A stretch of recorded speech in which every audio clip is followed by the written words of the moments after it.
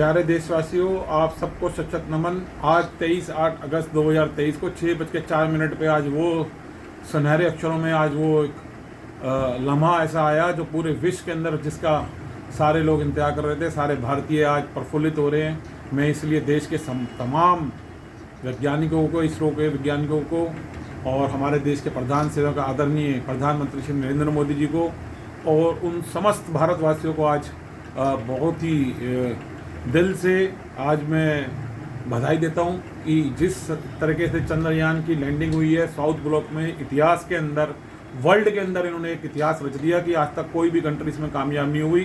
एक तरफ तो इंडिया चौथे नंबर पे लैंडयान पे सफल लैंडिंग हुई, लेकिन साउथ ब्लॉक के अंदर ये पहली बार ऐसा हुआ।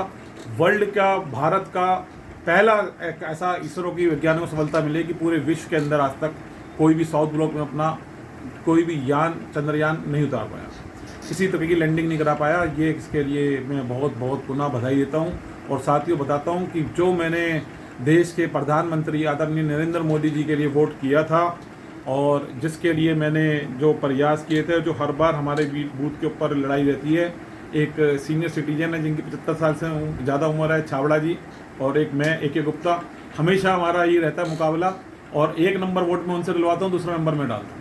ये हमारे बीच में तो आज मुझे इस चीज़ की बहुत बेहद खुशी हो रही है कि मैंने प्रधानमंत्री पद के लिए अपना वोट आदरणीय प्रधानमंत्री नरेंद्र मोदी जी को दिया।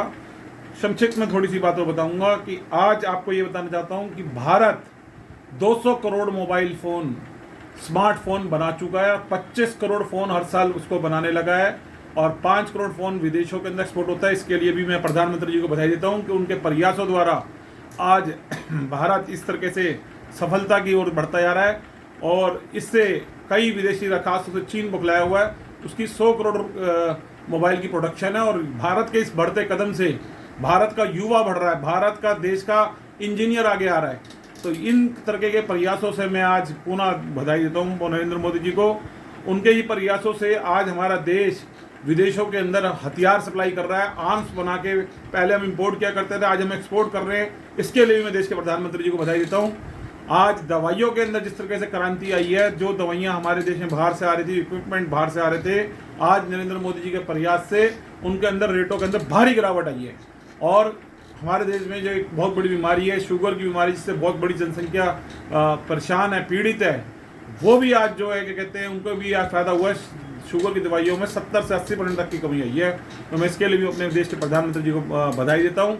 80 करोड़ लोगों तक जब कोरोना में विपत्ति आई तो एक प्रधान सेवक होने के नाते, परिवार का मुखिया होने के नाते, उन्होंने 80 करोड़ लोगों को 5 किलो राशन उपलब्ध कराया, कई तरह की और सुविधाएं उपलब्ध कराई। मैं इसके लिए भी अपने प्रधानमंत्री को बधाई देता हूं। और आज मेरे पे इतनी एक लंबी लिस्ट है, ये वीडियो लंबी हो जाएगी और मैं अगली वीडियो के अंदर बताऊंगा कि ऐसे 300 कार्य हैं जो हमारे देश के प्रधानमंत्री नरेंद्र मोदी जी ने जो किए हैं, जो पिछले 75 इतिहास के साल के अंदर हमारा देश इंतजार कर रहा था, इस देश का हर नागरिक इंतजार कर रहा था। और साथियों बताना चाहता हूं कि अगले 5 साल के अंदर इतने कामों की गिनती मैं आपको करा पाऊंगा तो लगभग मेरी वीडियो कई घंटों की हो जाएगी। 1000 से ऊपर ज़्यादा कामों के ऊपर कार्य हो रहा है और 2029 तक आप ये देखोगे कि जब आपके प्रधानमंत्री जी लाल किले के अंदर दोबारा आएंगे, जब 16वीं बार, तब आपको इस चीज़ का एहसास होगा कि इस देश के प्रधानमंत्री ने के लिए जो आपने वोट किया था प्रधानमंत्री पद के लिए, वो कितना कामयाब रहा। उनके साथ उनके सिपा सलार अमित शाह जी, गृह मंत्री, जिनका हर तरीके से एक बहुत ही राजनीतिक सूझबूझ की वजह से उन्होंने काफ़ी हद तक, मैं कहता हूं कि दिल्ली पुलिस के अंदर भी कई चीज़ों के अंदर सुधार किया है। और साथ ही साथ बधाई के पात्र हैं योगी जी भी।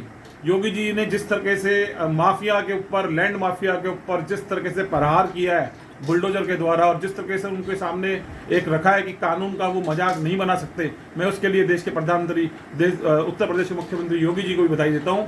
और इसके साथ अजीत डोभाल जी IPS, किरण बेदी जी IPS, करनैल सिंह जी IPS, राजेश खुराना जी IPS, डेविड लाल सिंह जी IPS, मोहम्मद अख्तर रिजवी सर, ऐसे बहुत सारे लोग हैं, मैं उनको भी देता हूँ। और होमगार्ड से लेके कांस्टेबल, हमारे रानीबाग थाने में एक कांस्टेबल जितेंद्र है, मैं उनको भी बधाई देता हूँ। कांस्टेबल जरूर है, लेकिन उनका हमेशा हर प्रयास राष्ट्रभक्ति की तरफ रहा है उस व्यक्ति का। दिल्ली पुलिस के अंदर ऐसे कांस्टेबल को मैं समझता हूं कि एक विशेष जिम्मेवारी दे देनी चाहिए। बहुत ही गौरवान्वित ये लोग करते हैं और ऐसे दिल्ली पुलिस के अंदर बहुत सारे लोगों को मैं जानता हूं जिनके बारे में और इनकी जीवन के बारे में, उनके परिवार के बारे में मैं आपके सामने कुछ बातें रखूंगा आने वाले दिनों में। इसी के साथ जय हिंद, जय भारत, जस्टिस क्रांति जिंदाबाद।